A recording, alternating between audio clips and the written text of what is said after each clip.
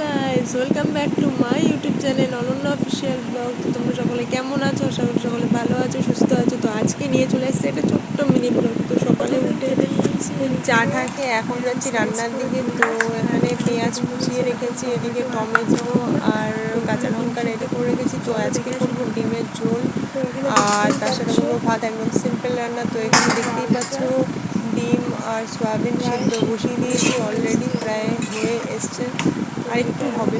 তো আর এই এক সাইডে করতে চলেছি ভাত। ভাত প্রায় হয়ে গেছে, এখন গালবো জাস্ট।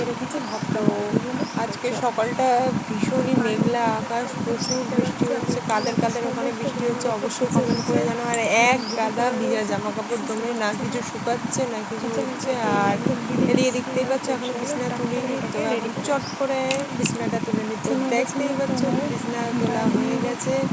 তো এখানে সব কিছু রেডি করে নিয়েছি, ডিম টিম ছুলে সয়াবিনটা আলাদা করে রেখে দিয়েছি গেলে। তো এখন রান্না বসে দিয়েছি। তো দেখতেই পাচ্ছ এখানে ডিম ভাজা চলছে। তো ডিম ভাজতে আমার একটু ভয়ও লাগে যদিও, তবুও ভাজছি। তো আর এখানে মশলাটা কষানো হয়ে গেছে প্রায় বলতে গেলে।